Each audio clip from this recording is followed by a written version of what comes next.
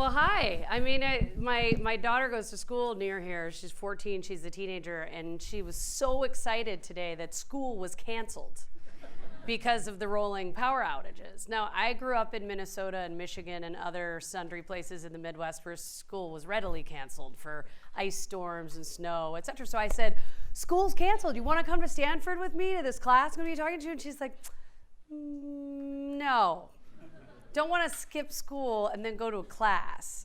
So I'm sorry that she can't be here because I'm really excited to talk to you about what I learned. If I go back to 1989, the fall, I know people are like, 1989, shit, that's a long time ago.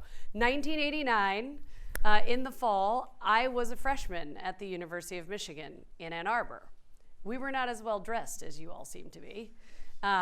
Because it was cold that time of year. We would be, in 4 layers of clothing. Sometimes it could snow in October. A few of you are nodding, might have been to the Midwest before. And we didn't have classes on entrepreneurship back then. It wasn't really a thing. I mean, you had classes on business, you had classes on calculus and psychology and all the normal freshman weed out classes that you took. So I first just wanted to recognize Stanford and many of the great universities that I've been involved in for investing in this concept that is entrepreneurship, because the world needs more entrepreneurs. The world needs more people who are willing to look at a set of problems that maybe are becoming more important than we think they might be, maybe have just not been well solved in the past, or that maybe by solving we could change the world together. And so I'm thrilled to see that this is a well-attended, popular course as was advertised to me when I was asked to be here. So I appreciate you all making the time.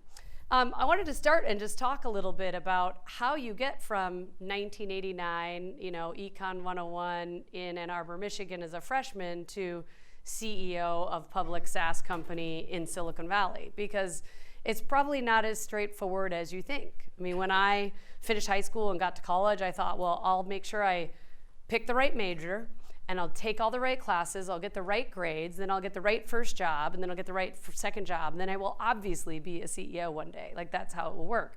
My journey, or adventure as I like to think of it, couldn't have been further from that. So I'm sort of the epitome of middle class, Midwestern average.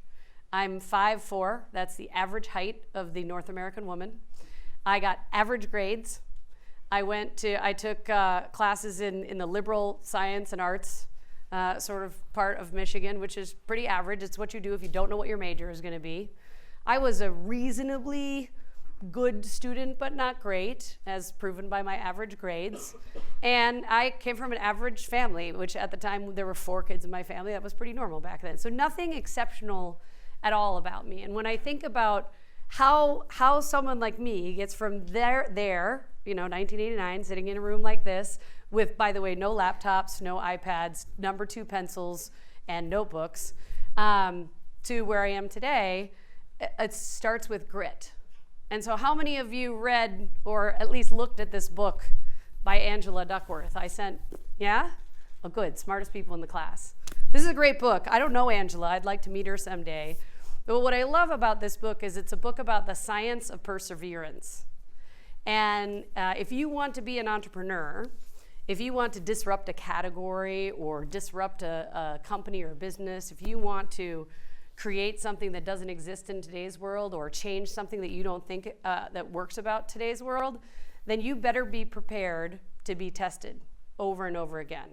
And I don't mean hard freshman weed out classes. I mean people testing your conviction time and time again, testing your vision, testing your philosophy, testing your approach, your tactics, the people you choose, the category you choose, what you choose. And what I like about Angela's book is it's pretty straightforward discussion on the difference between being hardworking and being smart and being resilient. And when I think about our employees at PagerDuty, we have about 700 employees. When I think about the employees that really stand out, when I think about the leaders that I know in and beyond Silicon Valley, in tech and in other categories or companies that I'm affiliated with, I'm on the board of Estee Lauder, for instance. I think about Fabrizia Freda or William Lauder, like what's different about them? It's that no matter how many times people told them no, people told them that was a terrible idea, people told them they were a failure, people told them they didn't do well enough, etc., they bounce back bigger, better, stronger. That's grit. And to give you another example, people who are not gritty, people who are not resilient, will have a bad day. Any of you have a bad day today? Yeah, it's okay. Like, we all have bad days. They have a bad day, and if you're kind of a normal, average person, you'd say, I'm having a terrible day. Jeez, I really hope tomorrow is a better day. Please, Lord, give me a better day tomorrow. A gritty person will say, damn it, I am going to make tomorrow a better day. I resolve that tomorrow will be a better day. Gritty people own their own destiny, right? They plan, but if the plan doesn't work out, you recover, you learn, you figure out what didn't go well. What am I responsible for that didn't go well? What do I need to do differently? How am I going to execute a different plan tomorrow, right? But you don't give up. I think that's a really important part of it. So I hope you'll find an opportunity to read this book, because there's a lot to like about it, and it's very instructive. And I don't think that you have to be born with grit. I think you can learn to be resilient. I think you can teach yourself to apply a growth mindset. How many of you know what a growth mindset is? Okay, see, that's a big Silicon Valley thing. Everybody knows what growth mindset is. I didn't. I was raised in an environment where it was more important to demonstrate that you knew the answer or try and pretend you knew the answer, as opposed to ask the questions and learn the different ways you could answer a question. And so when I was younger as a leader, I would often fake it. You've heard the term fake it till you make it? Problem with faking it is you don't learn anything, right? Because everybody thinks you know everything. So now, today, like, I'm the dumbest person around the boardroom. So I often ask the most questions, right? I try and ask the dumb questions that I know people are afraid to ask. That's a growth mindset, right? It also demonstrates to other people that learning out loud is okay, which I think is super important. So when you think about, okay, what does it take to get from 1989 Ann Arbor to CEO of SaaS company, let me tell you a little bit about that journey. So I wasn't really sure what I wanted to do. I kind of thought I might follow in my father's footsteps. My dad was a hospital administrator. And so I kind of had this plan. I would go to school, I'd do the pre-med thing, I'd get my MD, then I would get my MBA, and then I would start running hospitals. I got through like the first 2 science classes freshman year and was like, this medical thing doesn't seem like it's going to be a good idea for the next 8 years. I don't think I'm good at this. I don't think I belong in this community. Like, I got to come up with something different. So I went back to my counselor and said, I got to find a new major. They're like, well, what do you want to do? I'm like, I don't know. What should I do? They're like, I don't know. You got to figure that out. Well, what do you like to do? So that was my kind of first lesson in, like, this plan that I had, it's not going to work. We got to come up with a new plan. So that person helped me pick a few different classes, and I started to realize I really liked psychology, but I couldn't figure out how I would turn psychology into a career that was meaningful for me. And I really liked business. I liked econ. There was this class called Calculus for Business, which was basically business-associated math. It was awesome because everything was story problems, and I understand story problems. So it was a great opportunity. And I realized, like, is there a way I could put psychology and business together? So my undergraduate major ended up being organizational psych and business management. Turns out, really good areas to study if you're going to boss people around for your entire career, right? So now, like, I've basically taken this interest in, that I studied in school on how do groups work? What are the dynamics of a group? How do you lead people to do things that they otherwise might not do on their own? What is it that makes certain teams more successful or less successful than others? That has actually become my job. My major actually sort of became my job in a very roundabout way. I still thought I was going to go into healthcare administration after college. And I played golf at the University of Michigan, quite in an average way. I was not the best golfer. I was an average golfer on the golf team. Any student athletes in here? You got a couple up the back? Awesome. One over there. So for those of you who haven't been a student athlete, basically you're going to undergraduate and doing a full-time job at the same time, right? And you're squeezing in practice, training, sports, etc. What playing golf and going to school at the same time taught me how to do was manage multiple priorities. And again, I didn't know that I was getting training for being a leader, for being a CEO at the same time. When I got to my senior year, I sort of thought, okay, geez, I better apply to that Master's in Health program or whatever that's going to get me into healthcare, because otherwise I don't know how I'm going to get a job in doing that. And so I did that. I did all the right things. I filled out the forms, did my interviews, got an opportunity to go into a Master's of Public Health, and then a really wise professor that I am grateful for to this day said to me, are you really sure? Like, why do you want to do that? Are you really sure you want to do that? I couldn't give him a concrete answer. It was like, well, it's always what I wanted to do. Well, why? You ever heard of the 5 whys? Simon Sinek's The 5 Whys? When someone, like, if you're trying to figure out if you really understand something about yourself or something about somebody else, ask them why 5 times. Well, why do you want to go into healthcare? Well, because it's something I always wanted to do. Well, why did you always want to do it? Well, because my dad did it, and I appreciated what he did as a career. Well, why'd you appreciate it? Well, and you get further and further, and suddenly I realized there wasn't a lot of depth sitting behind what I thought my life's calling was. So this wise professor said, look, why don't you just interview with a few companies that are coming to campus and kind of it's good practice anyway, get the hang of it, and see if, after you do that, you still want to go get your Master's in Health. So I was okay. So I interviewed with Proctor Gamble. They were my first on-campus interview. They were apparently very picky. I didn't even know I was invited to interview with them because they thought I had some kind of leadership quality or something. And in talking to Proctor Gamble, I was entirely impressed and besotted by the people that I met. Really bright, super capable, high integrity, very articulate, knew their business, super charming and engaging. I thought these are the kinds of people I want to be around. The same week, I went to orientation for this Master's in Health program and met people who were really quiet and really studious and very not so engaging and kind of self-centric. And I thought, okay, there's this pot of people over here and there's this pot of people over here. I fit with this pot. So I decided that I would continue the interview process with Procter & Gamble and accidentally landed myself a job as a person in their leadership rotation in, I guess this was now 1993. It was quite possibly the best accident in my life because Procter & Gamble, it is what I think of as a leadership academy. So back then, you had companies like General Electric, IBM, P&G, who would spend between $250,000 and $500,000 a person training you to be a manager, teaching you how to manage people, how to lead people, different leadership models to learn and try and practice and demonstrate yourself. And so that was, almost 20 years ago, maybe 30 years ago, long time ago. And I sit here today in my day job using lessons that I learned at Procter & Gamble in 1993 to 1998, right? Because they took the time to educate me. And the reason I point that out is you may all go off to start your own companies, but if you don't, or if you have time to intern between now and then, you should really think about working with a company that will build and develop your leadership skills, that will teach you what a good manager looks like, that will help you understand the fundamental basics that you need in order to be a great builder, a great leader of people, a great manager. And by the way, there's a difference between a leader and a manager, right? Because it's not easy. It doesn't come easy to everybody. The growth mindset will get you part of the way. But if you can get somebody who knows how to formally instill fundamental foundational skills in whatever area you want to go into, it will give you a massive head start that will stick with you your whole career adventure.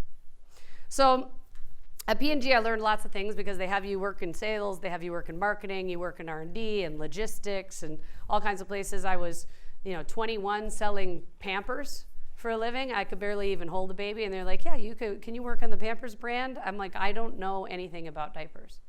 And it seemed like a terrible idea at the time, but it's where I learned about brand management. It's where I learned what a leadership brand looks like. It's how I understood the hierarchy of needs of a consumer. It's how I learned to work in a very competitive environment because Procter & Gamble and Kimberly-Clark are like deadly enemies, right? I mean, it's like the nemesis and the arch nemesis between the two of them. And when you're starting up a company here, when you're innovating, you often are the first person into a category and you have no competition. And if you're successful, you'll build a great category that other people will follow you into. And that transition of being uncontested to being contested can be a really hard one if you've never built, delivered products into market, dealt with customers in a highly competitive environment. So again, like a really great foundational education at P&G. You know what the problem with P&G was? It was not a technology company. The pace wasn't fast enough for me. I learned about myself in my second job that I really love a culture of innovation and a culture of experimentation. I'd rather like have people not see the skid marks when you go off the cliff, so to speak, than do something incrementalist week after week, month after month, day after day. So I left P&G to work at my first software company, which was a company based out of Dallas, Texas, called i2 Technologies. And i2 was a supply chain automation company. It was doing what a lot of companies do. It was taking an archaic analog process and automating it. So if you think about supply chain, like you've got a whole bunch of different organizations that have to work together to get from raw materials to the sweatshirt that you're wearing today, right? And in the old days, that would all happen inside one company. Now it happens across big supplier and customer networks within a business. And so at i2, one, I learned how to work in a very disruptive company, in a company that was changing the rules of its category. And we were basically taking business from more traditional manufacturing providers out there, more traditional manufacturing software companies. And I learned how to get over fear, because when i2 hired me, they thought they were getting a marketing expert from Proctor Gamble. I was like 12 years old. Most of the time I didn't know what I was doing every day at work, and I was the most knowledgeable marketer in the place. And the next thing you know, I'm running marketing for a public company, right? Which is kind of like this holy shit moment every morning. You know, they're like you literally, people have probably all heard of imposter syndrome. Like for me, it was worse than imposter syndrome. Like I was like, first of all, these people must be idiots that they don't know that I don't know how to do this job. And yet, so that in and of itself was a little frightening. And then at the same time, like, and yet they're still trusting me to bumble along and figure it out, right? Took me a little while to get over that fear. And one of the ways I got over that fear was to take a lesson I learned from Procter & Gamble and apply it there, which was surround myself with the best people I could find. Every person I hired into that team was better than me, smarter than me, more experienced than me. Most of them are older than me. I think I remember looking around the management table, and every person in that room was older than me and had been at their particular job for far longer than I ever had. And I would just have to wake up in the morning and give myself the sort of courage and be perseverant to continue to lead them even when they push back. So Jen, you're asking me to do this, but it appears you know nothing about this particular area. Demand gen. Why do you think I should do this? Why? And I'm like, and by the way, with adults in the workplace, because I said so, doesn't work well. Doesn't work well with a 14-year-old anymore either.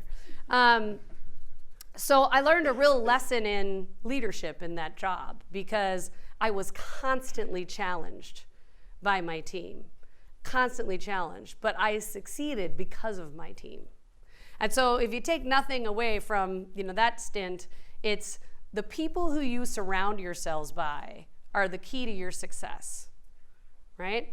And the weakest link, the lowest common denominator, will also define where your ceiling is, so to speak. So I think often people will, there's an old saying, the B team hires the C team.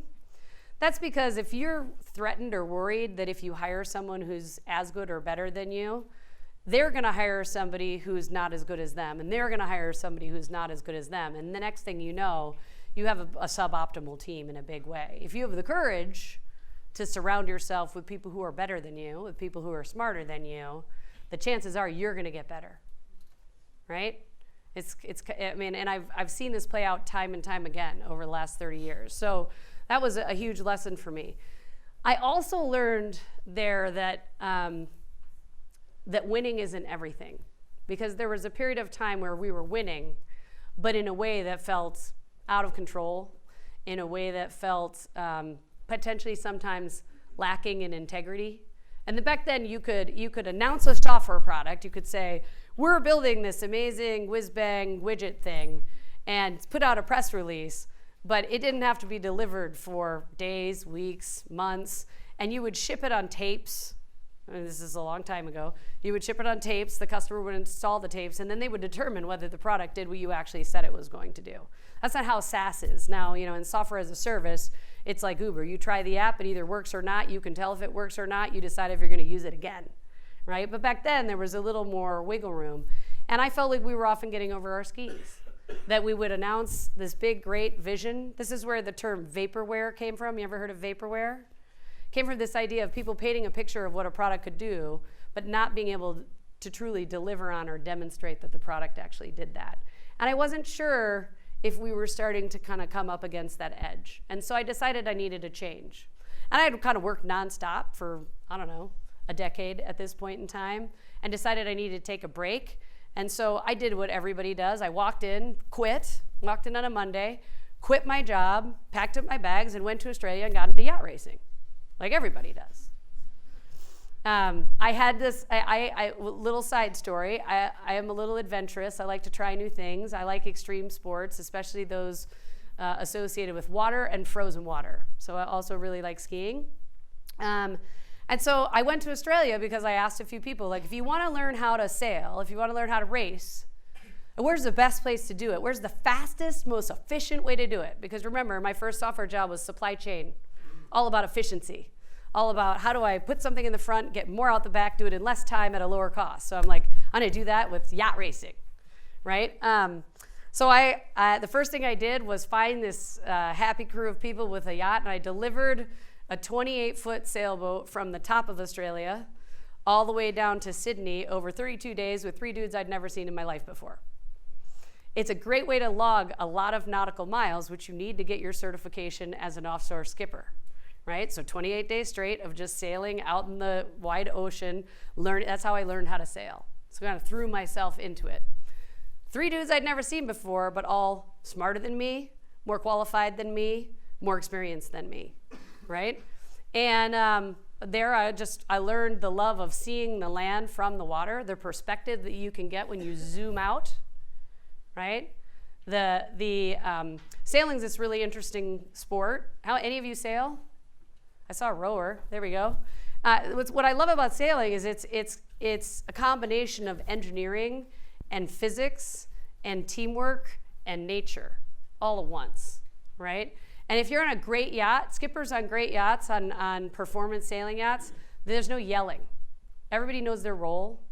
Everybody knows what to do no matter what happens, whatever unexpected thing happens. And so I'm in Australia and I'm yacht racing and I'm doing all this stuff. And after a yacht race, I get in an argument with these guys from another boat we were racing against over a ruling call.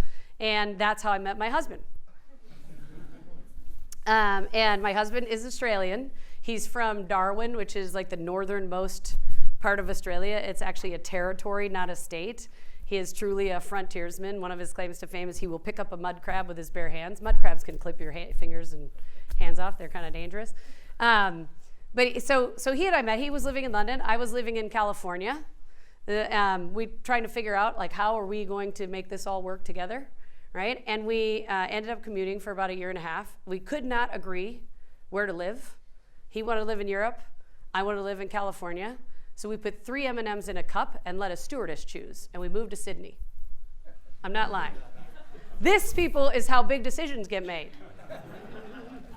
So I moved to Sydney, which again was a great career decision because I learned to see the world through an un-American lens. And by that, I think that if you grow up in the heartland, you go to school in an American university, you're trained by a stalwart American company, etc., you see the world through one perspective. And it's nationalistic and it's patriotic, and that's great, but there's this whole huge world out there. So I ended up spending what I thought was gonna be a 3-year trip to like live in Sydney and do some fun job in Sydney. I ended up being marooned on the island for 12 years. It's a good island. If you're gonna get marooned, I highly recommend that versus the one Tom Hanks ended up on. But I would tell you that in that 12 years, I learned to see the world through a different perspective. I learned to lead my teams from the perspective of what does this mean for our global customer base? What does this mean for the culture across our company in different countries? Like, if we do this today, what impact is it going to have on the team in London, or the team in Ecuador, or the team in New York, or the et cetera? So lesson there is, if any of you have the opportunity to get quote unquote international experience, or what I like to think of as truly global experience, do it. And do it early. Because the boundaries in our world, thanks to technology, are going away. But the cultures are still very different. The way a person makes a decision to invest in you, the way a person decides to buy, the way a person chooses a partner, et cetera, can vary wildly from one culture to the next. So get that experience, and don't kid yourself that the country that you're from is the best. Because no country is the best at everything. No culture is the best at everything. And we build great companies and great products by bringing the best of lots of different communities, cultures, experiences together. So that was a great lesson for me. In Australia, I did several jobs. I ended up working for a private equity firm. I started being a board director there. So I took my first board seat in 2000, I guess. Being on boards has been a part of my career for a long time. It's really helped me as a leader to always have a second perspective on how to think about the strategy from a zoomed out position, as opposed to the operations and the tactics when you're in it. It's made me a better leader in my operating company, and being an operator, I think, has made me a more productive board member when I'm in a boardroom. When you think about who you're gonna bring into your personal board of directors, or your board of directors if you're to start a company, make sure you look for someone who's gritty, who's failed publicly, who's had rough times, because the people you want on your personal board of directors in your boardroom are people who know what it's like to make a mistake and will have empathy for you as an entrepreneur when that happens, and will not panic when the shit hits the fan. And it will, I promise you. It will absolutely. So I think thinking about, again, who you surround yourself with, choose your partners wisely. And if you want to build resilience and perseverance, surround yourself with people who have already demonstrated that they are resilient and perseverant. Zach Nelson was the first independent director we added to our board when we were getting ready to go public. Zach was one of the co-founders and the CEO of NetSuite, which is one of the original cloud companies out there. He worked at Oracle for many years. He and Evan built NetSuite from nothing through over the course of 18 years to a public company, and then it was acquired by Oracle a few years ago. Zach has seen every up and down that you can imagine in business. It makes him a phenomenal board member, because I can come up with some disaster, and he's seen some flavor of it. And he stands back with an even perspective and says, okay, well, have you thought about this? He doesn't go, oh, God, that's awful. What are we going to do? He goes, okay. So not a good day? And then we work through, okay, what are we going to do? Like, what do we do? How do we put one foot in front of the other after this disaster has happened? So surround yourself with people who have overcome obstacles, who have had to push themselves through walls to get to an outcome. I left Australia in, I guess it was 2013 to come back to the US. I had been the COO of a venture private equity-backed software company that was acquired by a large company in Europe called ABB, and I wanted to get back into growth. I too was a growth company. I wanted to get back into building. So I came back here and I took a public company private with a private equity firm called Thoma Bravo, and that enabled me to learn a different asset class, a different investment style, a different way of thinking about how to optimize a business. So private equity investors, they sort of focus on profitability and cash flow as outcomes. Growth investors, they're focused on growth, pretty straightforward. Venture investors are looking for high growth. You run a company differently depending on what you're optimizing for. My private equity investor, in the case of TB, they were fantastic at driving rigor and inspection in everything we did. It was a little bit like having an athletic trainer that you hate because you go work out with them and they make you throw up and they cause you to feel a lot of pain, etc. But then you come back onto the field the next day after training with them and you're faster and you're stronger and you're better. So I learned a lot of operational rigor and a lot about discipline and cadence when I worked with Thoma Bravo. That company was acquired in 2015. And so in 2016, I spent time talking to, 51 companies. I probably met with over 150 investors to find my next thing, and that was PagerDuty. And PagerDuty has truly been a labor of love. PagerDuty was 170 people doing about 40, 50 million in ARR, annual recurring revenue, when I joined. We're now public. We're nearly 700 people and doing a lot more than 100 million in revenue. We were the first enterprise software company to go public this year, so we opened this IPO window that you are seeing and continue to perform, I think, very well for a company of our size. What I love about PagerDuty is PagerDuty brings together my experience from all of these different adventures that I've had over my career. So we build products for developers and IT people, and we offer them direct to those people. So we don't build a product that a CIO buys and then distributes to everybody else like they do with ERP. When a developer or an IT person needs our software, they go online and they try it and they just start using it. They can swipe a credit card to buy it. So it's more like a consumer marketed product or service. It's more like a consumer app. As it grows through an organization, because what PagerDuty does is help people manage unplanned work. It uses machine signals. It captures machine signals from anything that's software enabled, detects that there's an unexpected challenge or opportunity happening, and routes an insight, an action to the right set of people, the right teams, to work on that right away. So how many of you have been online trying to buy something and you get the spinner of death and can't complete your transaction? I mean, I have left abandoned shopping carts all over the world. There's a wasteland of abandoned shopping carts with my name on it, because a consumer will only give a brand 1 to 3 seconds to get the experience right. We all have very short attention spans. When it doesn't work, they leave. And 90% of them will not come back. How many of you go back and actually check out those abandoned shopping carts? Nobody. So what PagerDuty does is help close the gap between that 1 to 3 seconds when things aren't working very well to the 4 hours on average that it takes the typical IT organization to identify and fix an issue. And that's important because a typical retailer, a minute of disruption, 1 minute, costs them $200,000. And I don't mean the website's down. I mean it's just not working the way it's supposed to. It's just a little disruption, distraction, etc. So one of the great milestones in my career has been the process of taking PagerDuty public. We were not excited about that because it's the be-all, end-all. We were excited about it because we were able to demonstrate that we could perform with the best of the best in software as a service. And our financials and our outcomes are benchmarked in the top 5 to 10% of all SaaS companies on the planet. And so we set a very high standard, and we wanted to demonstrate to the market that we could deliver on that standard. But it's also a big highlight for me because we did it with one of the most diverse, inclusive teams in the tech industry. So my leadership team is gender balanced. Over 60% of my team was born outside the U.S.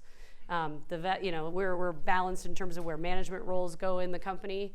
And it's very different than it was when I arrived at PagerDuty. My team used to joke that before I got to PagerDuty, the way you would describe the culture was dudes from Waterloo. Because it was largely males that had gone to school at Waterloo University with our founders. And so to drive that kind of change, to build an inclusive culture where people feel like they have an equal opportunity to kill it in their career at PagerDuty is very much about being intentional, about setting the tone from the top.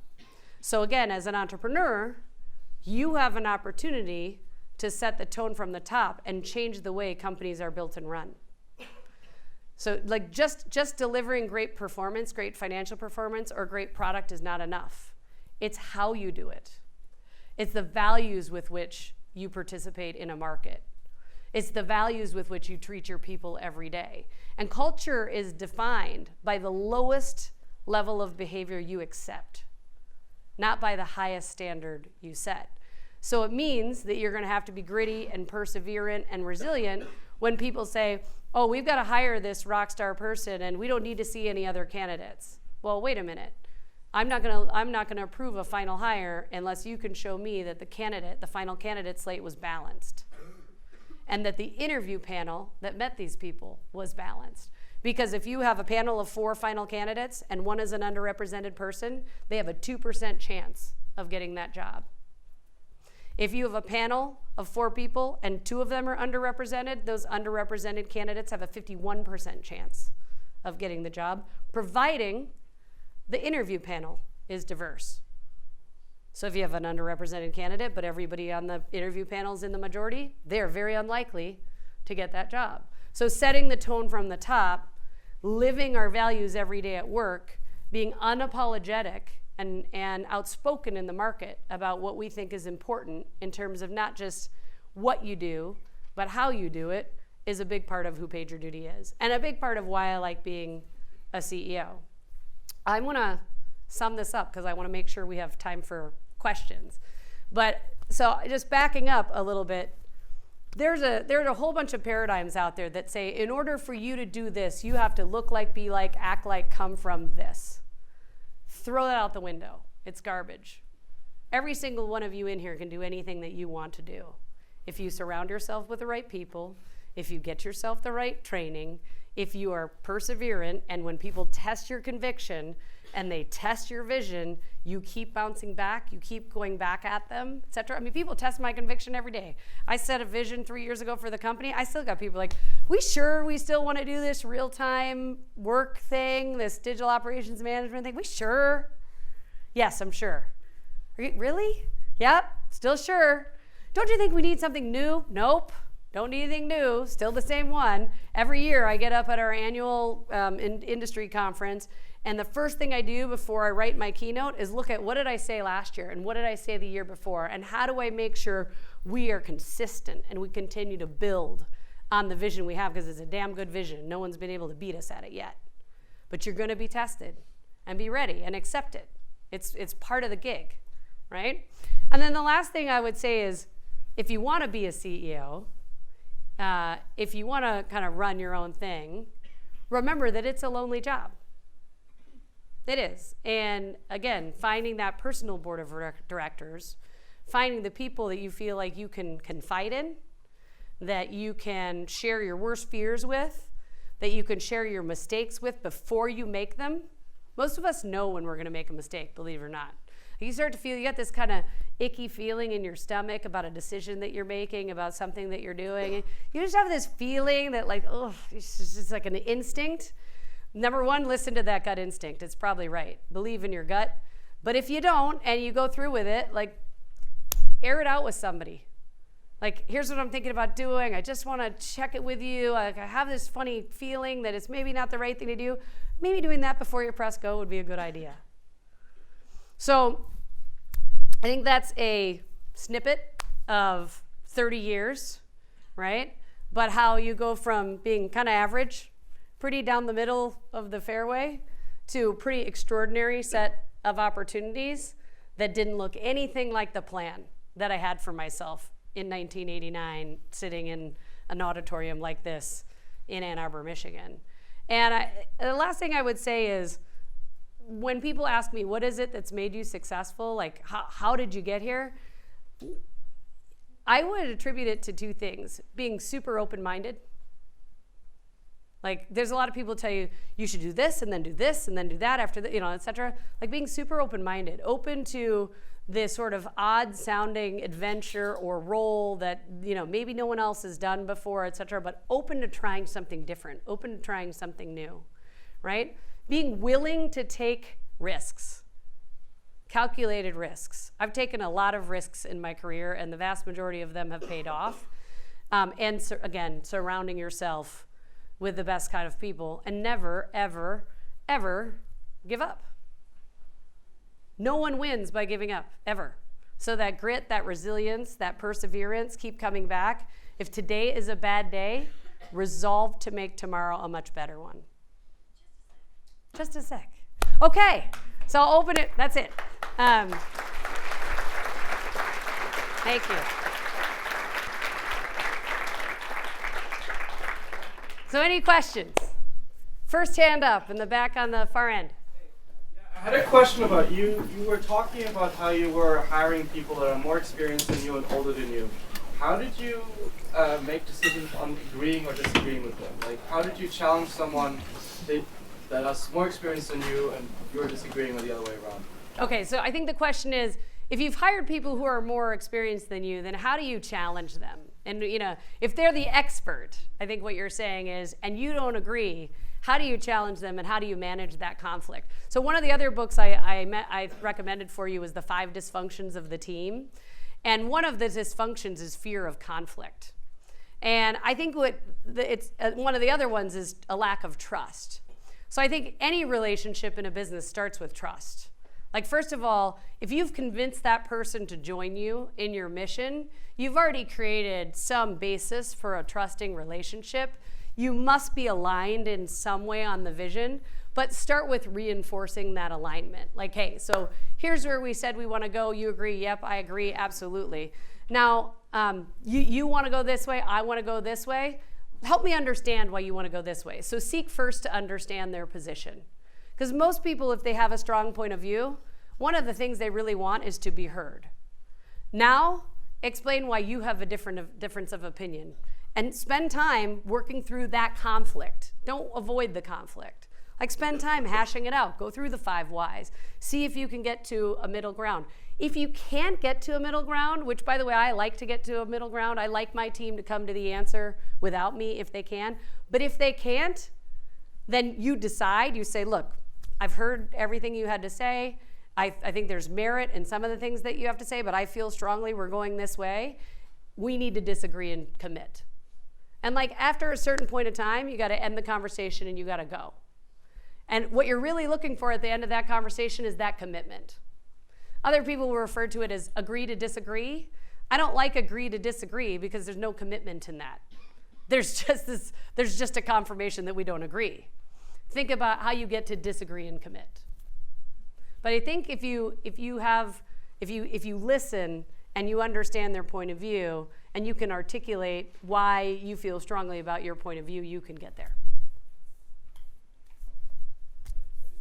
You mentioned the importance of grit and resilience, and obviously that becomes self-evident if you've known someone for a while. But how do you assess that in someone when you're, say, interviewing them for a hire or for, say, a board seat? Got it. So I think the question is, how do you assess grit in a new hire? And lucky for me, I have this book here. Chapter 4. How gritty are you? Okay? And there's actually a little self-assessment in here that I really like, because a lot of people think they're gritty. There are 10 questions that you answer. And I'm going to read them to you really quickly.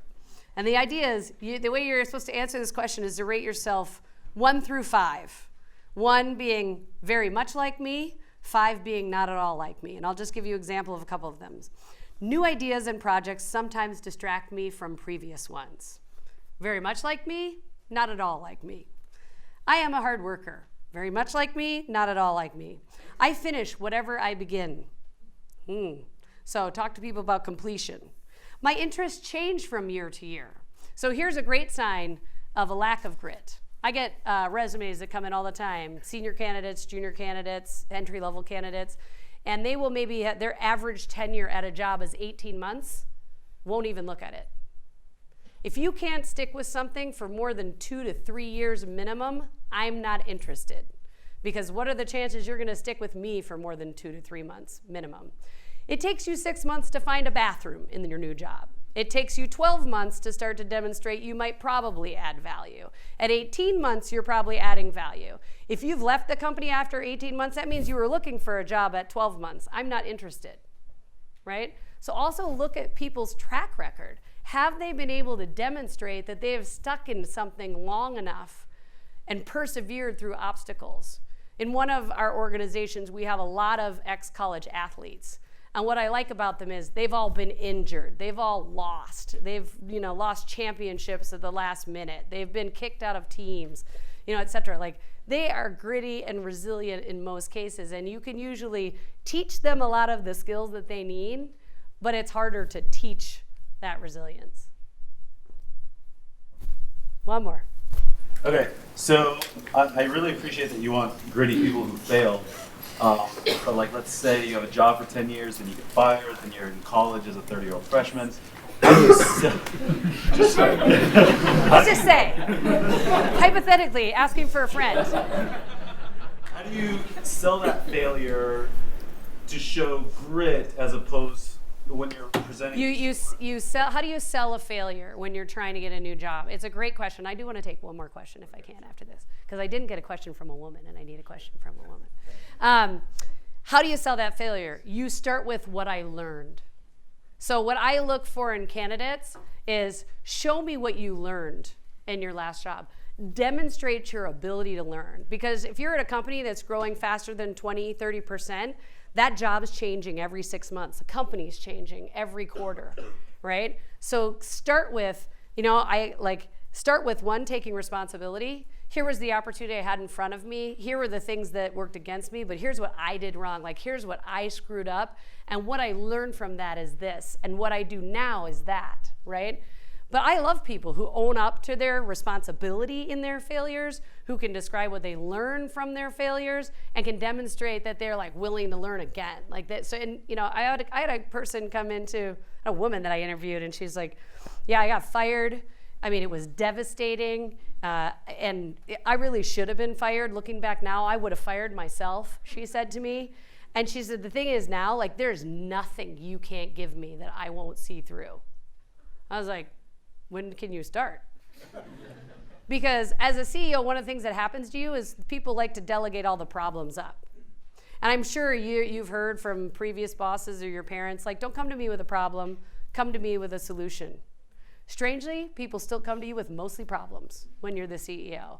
And it is so refreshing when you meet a candidate that is very solution-oriented, that's battle-tested, right? That is unflappable, that like knows how to do their own laundry. And that sounds ridiculous, but you'd be surprised at how many millennial employees I have that have never done their own laundry. Like, life skills matter, people. They really do. But I think it's just really important to demonstrate that you took responsibility for that and you can learn from it. So one more question. From a female. Can you tell us about a decision you made at PagerDuty Yeah. that ultimately went wrong, and then the optics of the company, obviously, it's Totally. you making a decision. How did you do that? Tell me about a decision that you made that went horribly wrong. And what did you do about it? I made a bad hire. So you come into a company, there's a lot of, my company is backed by some very well-known investors. I felt a lot of natural pressure to sort of get everything right. I'm also a little bit of a recovering perfectionist. And I hired someone who looked really great on paper. Like had like fit to the recruiting brief like nothing you've ever seen before. Charming, effusive, really likable in the interview process. Within 90 days, I knew something was not right. Within 6 months, it was causing positive harm within our team culture and our team environment. And I was miserable. Like, it was bringing out the worst in me, the issues with this particular person. And I waited too long to make the decision to move because I, one, didn't want to have to go back and recruit a new person for this job. Two, we felt like it was a really important job, and I didn't want to admit the mistake that I had made. And the best thing I ever did was pick up the phone one day and say, like, I've got to move this person out of the business. And when I say I waited too long, one of the things that I did was I tried to fix it. I tried everything. I mean, I tried everything short of bringing a therapist in every day at work to like try and make people feel better. And what it really was as soon as that person was removed from the situation, that person was happier and the team was happier, and both people went their separate ways performing more effectively. But I had to own up to it. I had to call my board and say, I've made the mistake. It's not a good hire. We're going to have to do something differently. I had to fill the role with an interim person. I mean, I had to hustle to like cover for it. It could have been a disaster. I suppose the piece of good news coming out of it is I got far enough ahead of it that it didn't become a disaster, right? And I think sometimes our fear of failure will stop us from taking the action that we need to take to get the company to the right place. But one of the first things I did was call a couple of my board members and say, this is a problem. This is what I think I'm going to do. What do you think? And lucky for me, I've got gritty, perseverant, resilient board members who've been through this before. And they're like, yeah, one of them said to me, You know what, Jen? Like if you can get 60% of your hires right, that's pretty good. I think that was John Chambers' average. Like that was okay. And I was like, really, only 60? Okay, I'm not doing so bad. I'm at like 80. So that's an example. So look, thank you.